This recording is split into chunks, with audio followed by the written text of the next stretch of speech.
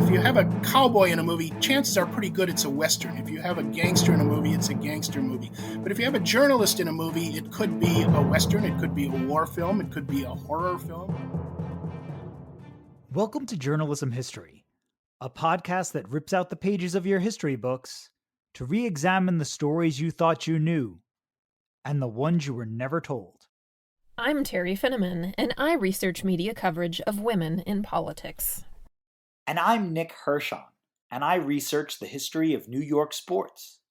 And I'm Ken Ward, and I research the journalism history of the Great Plains and Rocky Mountains. And together, we are professional media historians guiding you through our own drafts of history. This episode is sponsored by Taylor & Francis, the publisher of our academic journal, Journalism History. Transcripts of the show are available online at journalism-history.org/podcast. Journalism offers plenty of fodder for filmmakers. The reporter's lifestyle can be unpredictable and exciting and daring, watching history unfold from a front row seat, investigating gangsters and crooked politicians, competing against the clock and each other to break the big news story as the deadline fast approaches. Journalists are the good guys in many acclaimed films. Woodward and Bernstein reveal White House corruption in All the President's Men. Crusading reporters expose sexual abuse in the Catholic Church in Spotlight. Even superheroes get ink on their hands, from Clark Kent filing reports on Superman for the Daily Planet, to Peter Parker selling photographs of Spider-Man to the Daily Bugle. But there is another batch of films that explores the seedier side of journalism.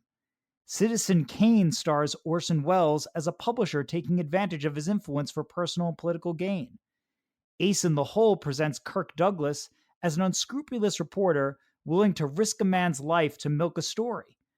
And Network follows Peter Finch as a television anchor who turns his slumping program into a popular variety show, more entertainment than honest news. On this episode of the Journalism History Podcast, we review this broad sweep of journalism movies with Richard Ness, a professor of film studies at Western Illinois University and the author of the Encyclopedia of Journalists on Film. Rich, thanks for joining me today on the Journalism History Podcast. You published the Encyclopedia of Journalists on Film in 2020, and you write in the preface that your book is designed to identify the significant movies involving members of the press. You viewed more than 4,400 of them, but you point out that the journalism film is still not widely recognized as a genre. For example, Netflix has what you described as an often bewildering and sometimes quite significant range of subjects, and yet none for movies specifically about the press. I found this myself on a lot of streaming services where it's kind of weird the categories that they'll put you in, but still none about the press, even with all this attention. So why do you think that is? When I started doing my research, I actually started this as my master's thesis, and I had talked to my thesis advisor about doing something on journalism films, and we decided we should try to define a genre of journalism films.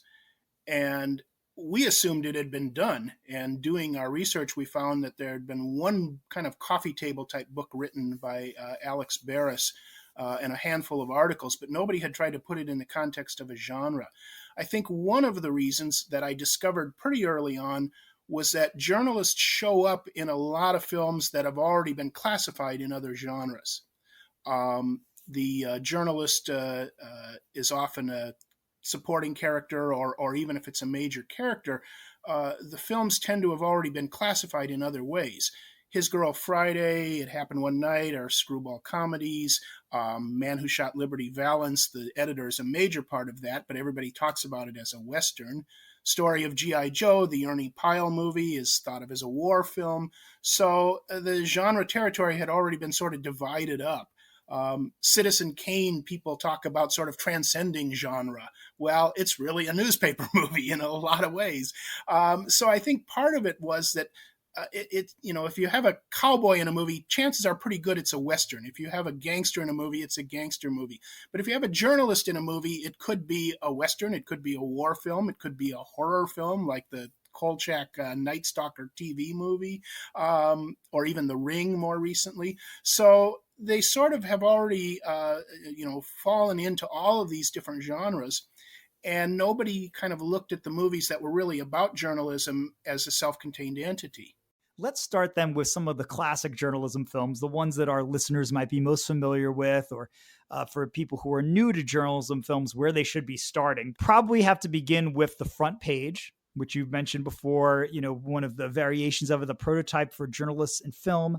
And there have been 3 versions of this story told over the years, I guess, more depending on how you count them, but all are inspired by a stage play written by Ben Hecht and Charles MacArthur about a bantering newspaper reporter and boss. The original Front Page premiered in 1931.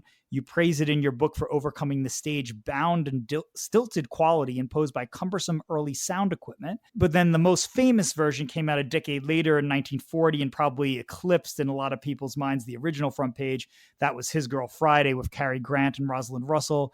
And that added some sexual tension to the confrontation between the reporter and the editor. Now you have them of opposite genders. There was also a 1974 remake of The Front Page with Jack Lemmon, Walter Matthau, Carol Burnett, Susan Sarandon. So star-studded, although maybe less well remembered than some of the others. So what is the significance of the Front Page franchise, if we could kind of call them that? I know that they're very different ways of viewing the same storyline.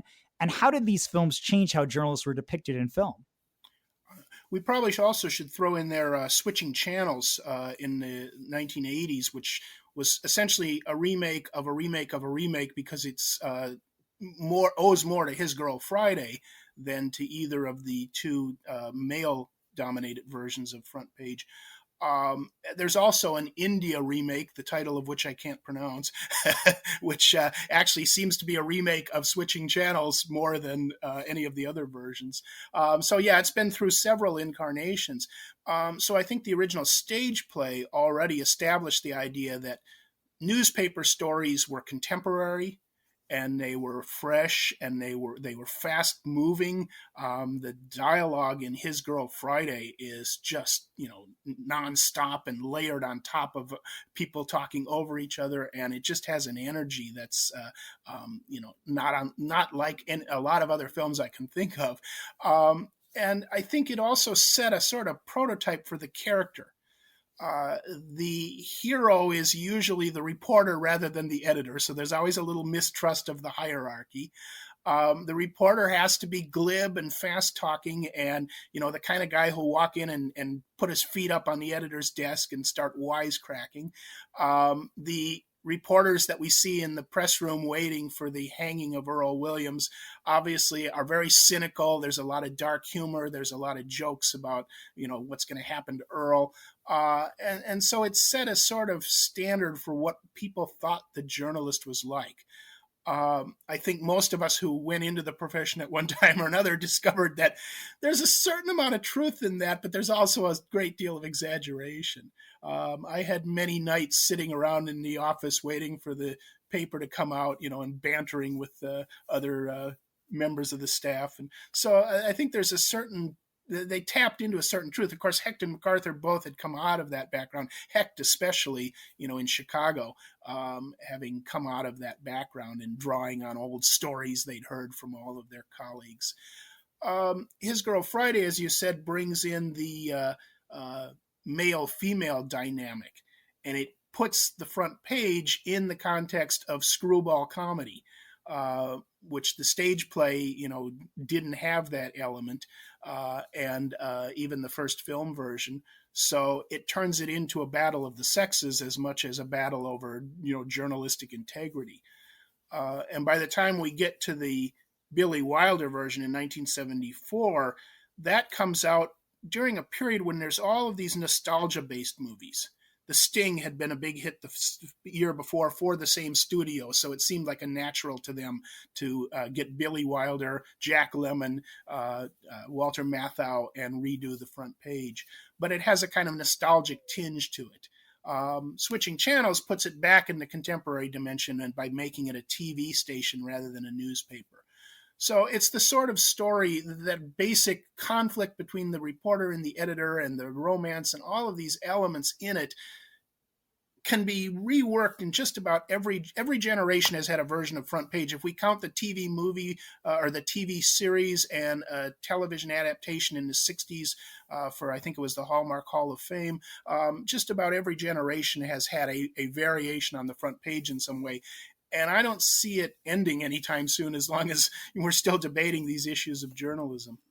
Well, and as you say, we see in the front page, His Girl Friday, this idea that the fast paced environment of the newsroom makes for such great drama. It's such an excuse to have so many things happen in a short period of time, and all of that witty banter, as you say, some of the cynicism, but a lot of all the characters that we associate with a newsroom. You mentioned the bantering dialogue, and one of the things I find so entertaining about these movies is even in the most basic kind of B movie, where the production values on every other level are about as cheap as you can get, the scripts were still solid. They always had these great lines, quotable lines, particularly in the fights between the editor and the reporter. There was always that iconic moment where either the editor wanted the reporter to do a story that the reporter didn't want to do, or the reporter had a story that he absolutely was determined, to get the editor to support.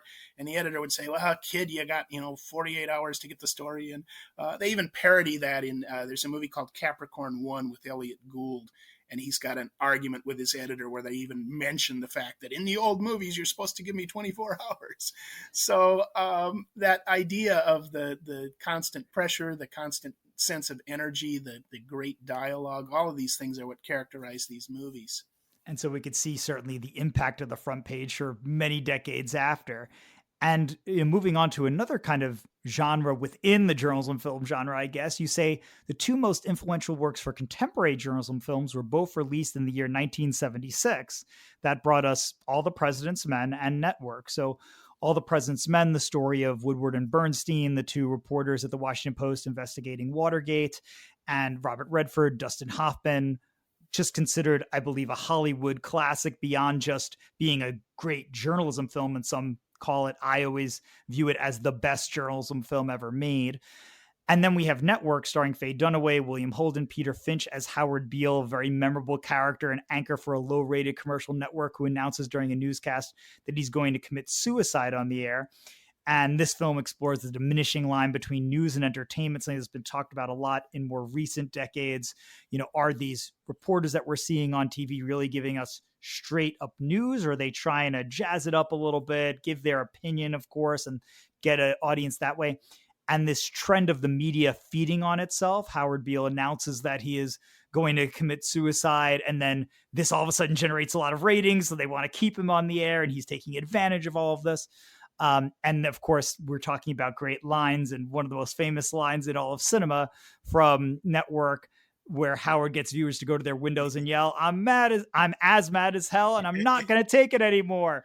And I understand Paddy Chayefsky was a little annoyed that he added the extra "as" because it wasn't in the script as Chayefsky wrote it. Oh, that's a funny note. I have to say, whenever I see that line, I think about, I'm a New York sports fan, and I was just at a hockey game last week, and when they want to get the crowd really revved up, they start playing Howard Beale there on the Jumbotron, and they'll start his line, I want you to go to the window, open it, and stick your head out and yell, and then they'll stop and they'll put up, let's go Islanders, or let's go Mets, or whatever the team is. And I'm sure that's used in stadiums and ballparks around the country. So you see, I think there is a whole generation of people who don't even know where that clip comes from, but they just are like, I was at the game the other day, and there was someone in front of me who's like, oh yeah, they used to play that at all the Mets games too. He doesn't say it's from Network. He's like, oh yeah, they must have gotten that from the Mets. Hey, they got it from Peter Finch. But these two landmark films now, All the President's Men and Network, both in the same year, how do they impact the genre then of journalism film?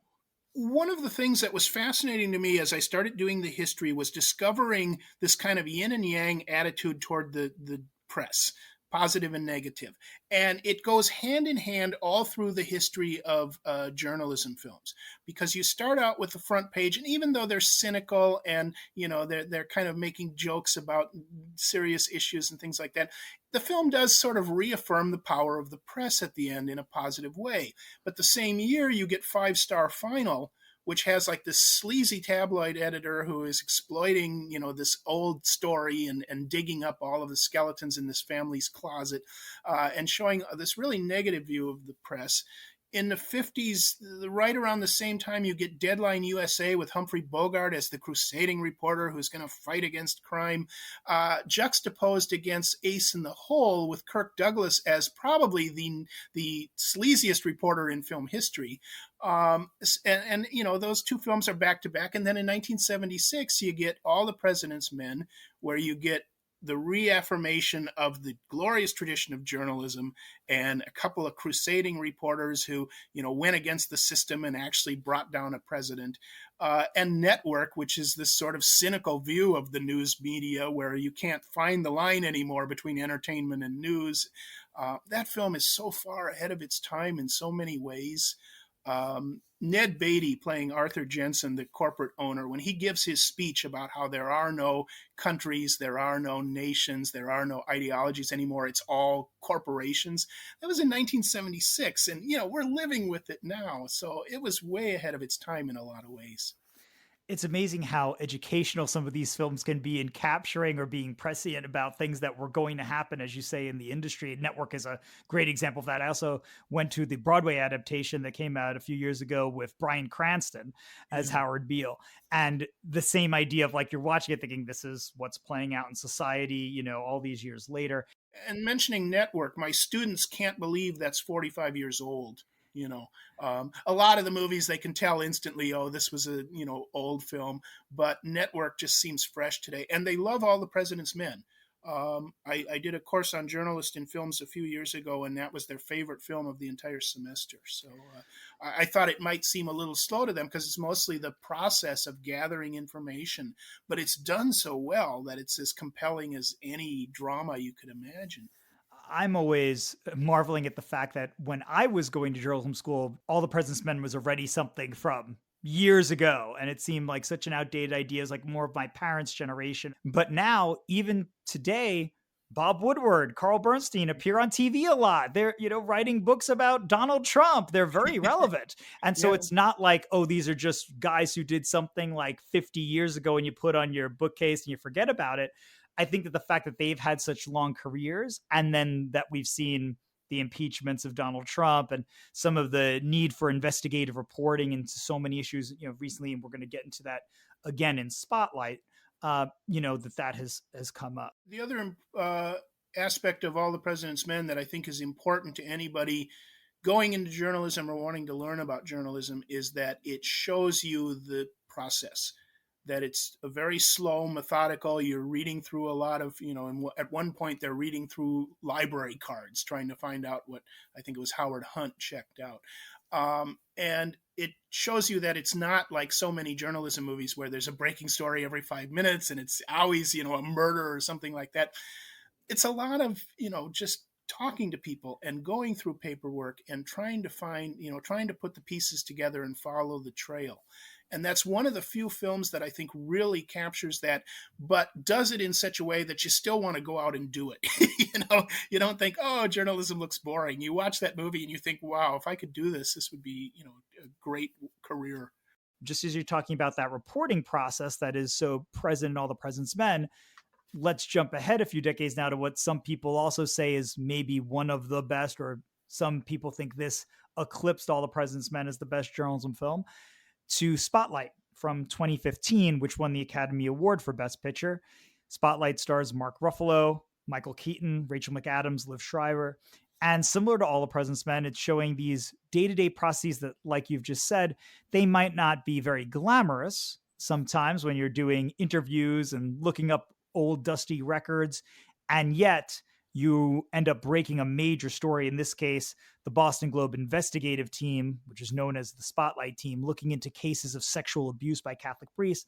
And similar to All the President's Men, where they're facing issues of distrust and maybe some anger from the White House. In this case, they're reporting in Boston, where the Catholic Church is such an institution, and some of them themselves have relationship with Catholic Church. They grew up Catholic, and they're grappling with that and becoming almost like villains to certain people as they're reporting. So what do you think there is the significance of Spotlight? I think it came out at a time when we needed to be reminded of how important that is. So many newspapers were cutting back. Small papers were dying out. It was very corporate oriented, and so you were getting, a kind of packaged story that could be played in local stations or in large stations or in local newspapers. And that notion of an investigative team, which is expensive for a newspaper and takes time. Sometimes it's 6 months before you get the payoff, and you have to be willing and patient to do that. And corporations just weren't supporting that kind of thing. And so I think Spotlight was really important, not just to the public and the story they were exposing, but to the journalism profession and reminding us of the value of this kind of thing. And I don't know if it's done any good. I'm not sure you can change corporate mentality with one film, but I think it did kind of, to use the film's title, shine a spotlight on the importance of investigative reporting and the time it takes sometimes to follow a story, but the value of it when you do expose it. And this is where I want to kind of, now that we've covered some of the classics, talk about some of these trends over time with these journalism films and what you expect to come, because Spotlight came out in 2015 as Donald Trump is running for president on this idea that the journalists are the enemy of the people and fake news and all of that really entering the American consciousness in a way that it maybe hadn't been highlighted that much. And we definitely had some of that in Watergate, and you see it in All the President's Men. Nixon definitely tries to throw a lot of distrust onto the media, but nothing to the level that maybe we were seeing at the time that Spotlight premiered. And then it wins the Academy Award in 2016, the year that Donald Trump is surprisingly elected as president. So I wonder if that, kind of captures a zeitgeist in a way, or becomes like a period piece too of, while we're seeing journalists framed in the press every day by a politician, a lot of political figures, as don't trust them, they're bad, they're going to mislead you. And then we see this notion of courageous journalists fighting for truth. And ultimately, even though they're facing a lot of backlash and it takes them a while, but they do ultimately win in the end. They are the heroes. Their work is recognized with a Pulitzer and so forth. Isn't it interesting that people who talk about journalists as the press as the enemy are only people for whom the press should be the enemy? But I think, it's interesting because when Spotlight comes out, it kind of reaffirms the importance of journalists, but then Trump kind of just sort of shifts the national conversation away from that. A year after that, or a couple of years after that, you have The Post, Steven Spielberg's movie, and he's much more, dogmatic in that film about being, going up against people like Trump who view the press as the enemy. And that message, a couple of messages come through in that film. One is the importance of what journalists do and why we should support it. But the other is also the idea of it played into the Me Too movement. By making Katharine Graham kind of the focal point of that film and her decision that she finally has to make to print the Pentagon Papers. So those two films together are kind of fighting against that current that Trump was able to ride into office and for 4 years and hopefully never again. But that I think that's important in terms of showing that the film industry, at least in terms of the journalism movies that are coming out, are trying so hard to reaffirm that value that is being undermined. And audiences, don't go to movies for messages. And they probably went to Spotlight because it won the Oscar and it's entertaining and maybe they like some of the actors and things like that. Same thing with The Post. It's Spielberg, it's Meryl Streep, it's got a lot of draws for an audience, but they're not there to be told about the importance of the press. But if that message gets through, there's value in these movies. A wave of surveys have shown in recent years that people just don't trust the press like they used to. And I'm wondering how you're seeing that playing out in film. In 2021, for example, the Edelman Annual Trust Barometer, this is put out by a global research consultancy, showed that a majority of people around the world believe that journalists are purposely trying to mislead people by spreading misinformation. And that survey also found that 59% of Americans agreed with the following statement: most news organizations are more concerned with supporting an ideology or political position than with informing the public. So, how have you seen this declining trust in journalism playing out on screen over the years? And how do you expect that could continue to affect the genre moving forward? I think these things are cyclical. It's easy to look at our time and say, oh, everybody mistrusts the press. And they've given us reasons to. Let's not kind of glorify the press and put it on a pedestal. There are lots of good, hardworking reporters, whether it's on the local level or whether it's at a national organization, and there are people you watch and trust to get your news. I mean, the fact is, people may say in a survey, "Oh, I don't trust the news," but they'll turn it on every night. If you go back and you look at the days of Pulitzer and the newspaper barons at the turn of the century, there's always been that mistrust.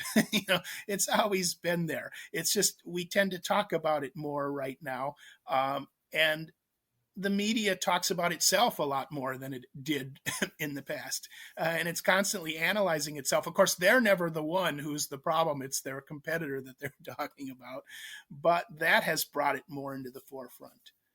But one of the films that hasn't come up yet, but would be on most people's list of journalism movies to discuss if you were going to talk about it as a genre, would be Citizen Kane. And, Citizen Kane is very much about that kind of conflict within journalism, where Kane starts out as an idealist who's going to use the paper to support the working man, and he becomes corrupted sort of by success and money in the business.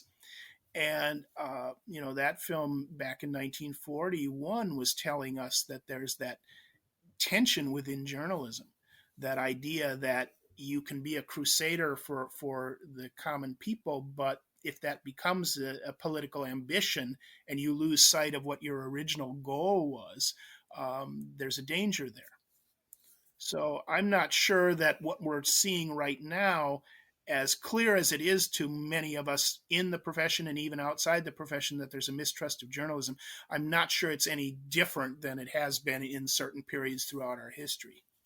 A few kind of final questions here about these films as we go through them. So, first off, your book was published in January of 2020, and a lot of journalism films have come out since then, some of them maybe more incidentally involving journalism. Have you seen any movies since the book was published, since January of 2020, that you find significant in the history of journalism film, or just something that you would recommend as a fun watch?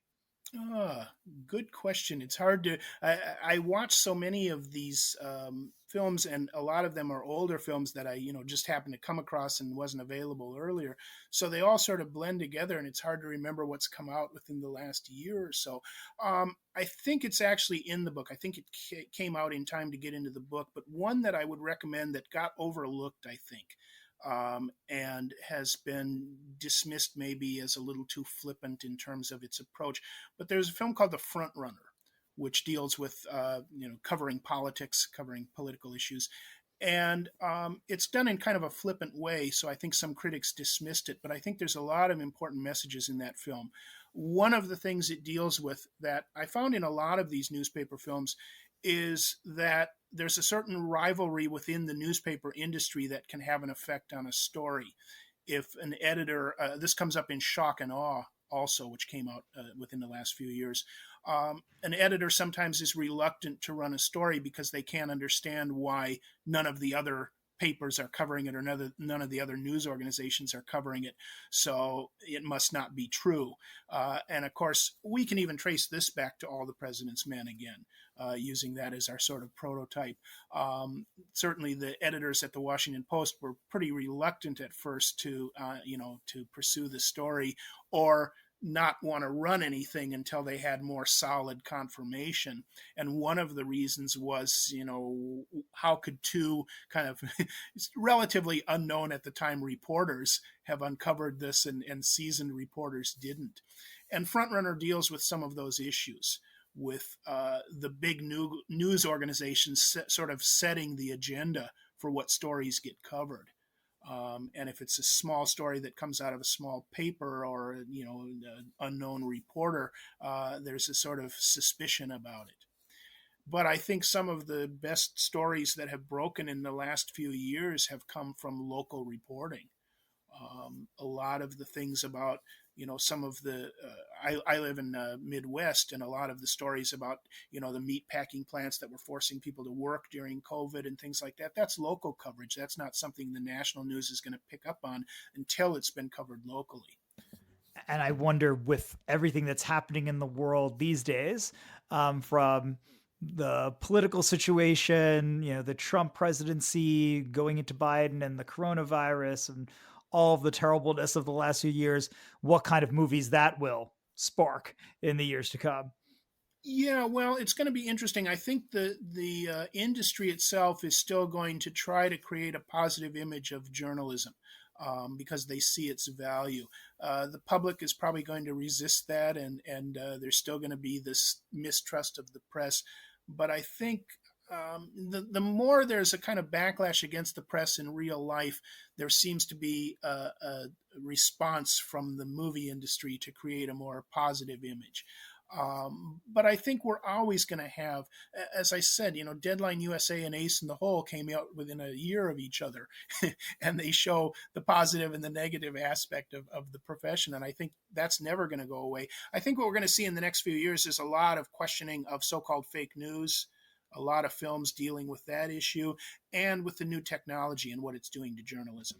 Well, and you've now told us about so many great journalism films, the classics like The Front Page, All the President's Men, Network, Spotlight, Citizen Kane. You've also gone into some of the lesser known ones like Deadline USA, Ace in the Hole. There's some that we haven't talked about that are usually included on these lists. Absence of Malice is one that I know comes up often. Broadcast News, if you like some of the issues of the physical beauty and how that plays into presentation and looks versus brains in newscasts. But I want to kind of frame this in a different way.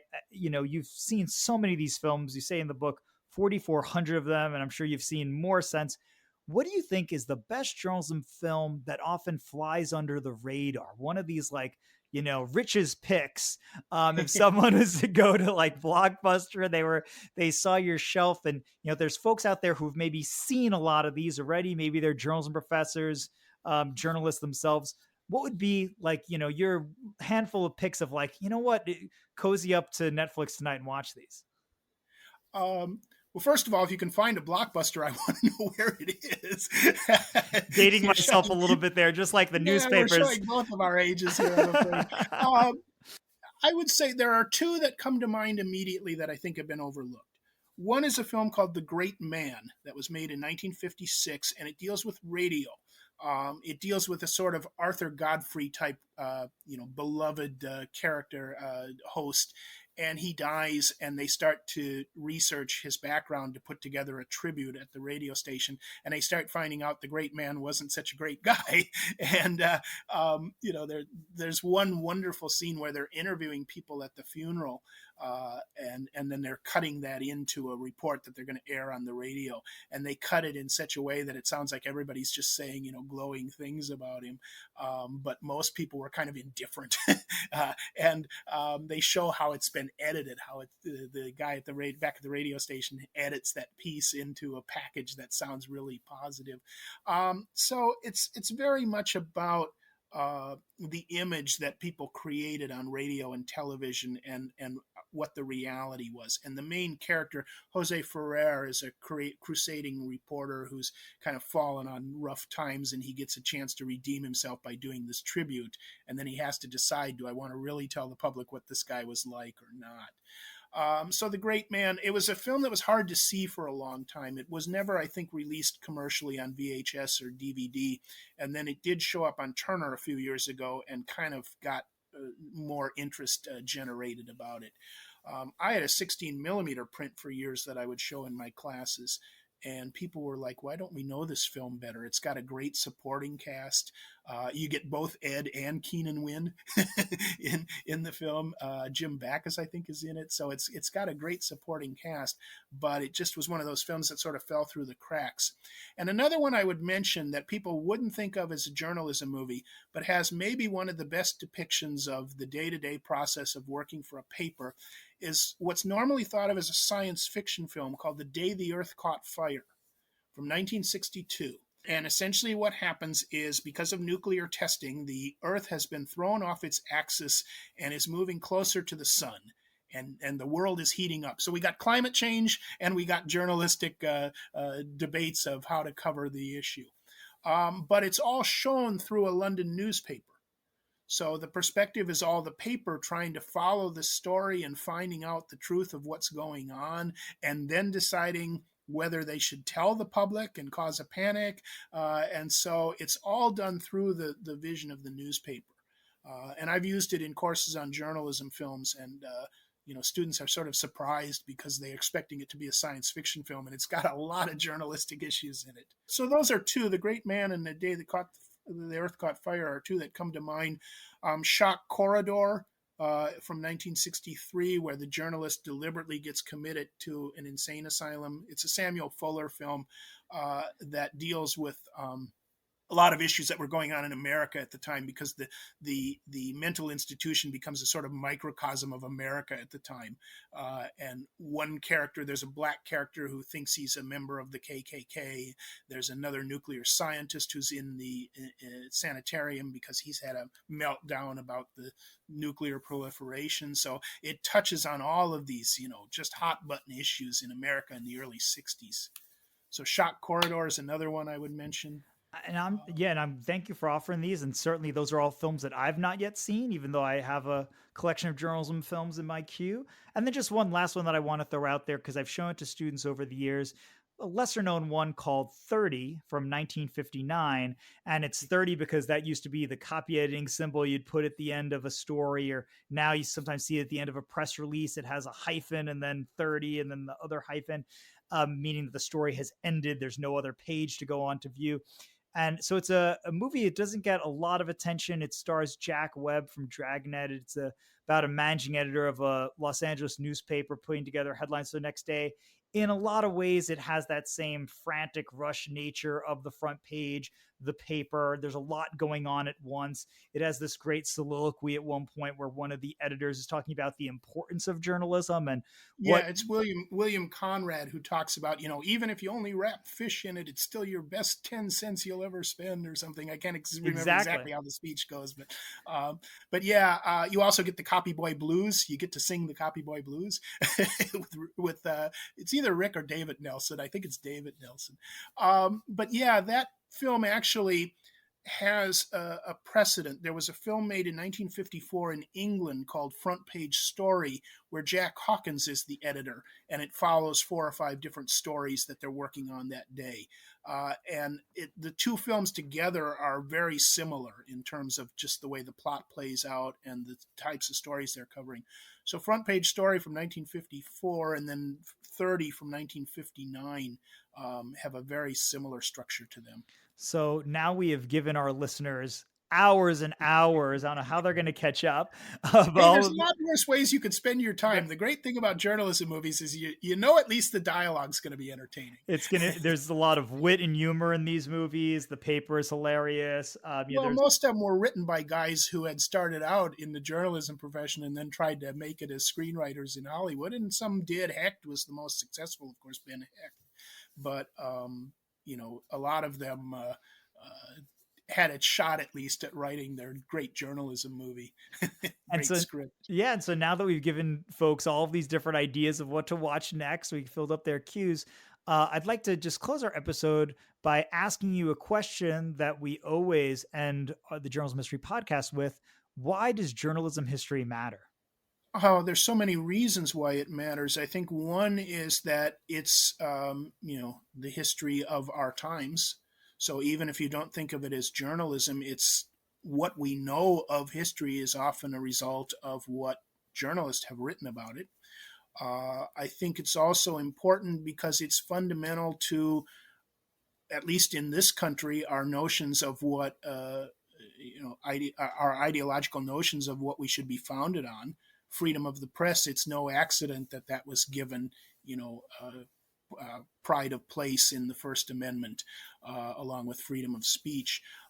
So I think that the notions that journalism represents are very much at the core of who we are and what we care about. And sometimes we get a little frustrated with the press, but I think it would make a lot of people nervous if the idea of a free press disappeared, because we've seen throughout history in places and times when it did what the effect of that was.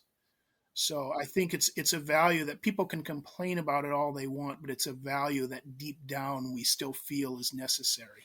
And as you say, I take so much faith in, even as times may be tough and we see these surveys about diminishing trust in journalism and all the attacks that are coming from politicians and such, social media, I think that knowing that these films are still out there, even the ones from years ago, and they're still all making a point in some way that journalism is important and critical, and it exposes wrongs, and it's something that is just a foundational part of who we are.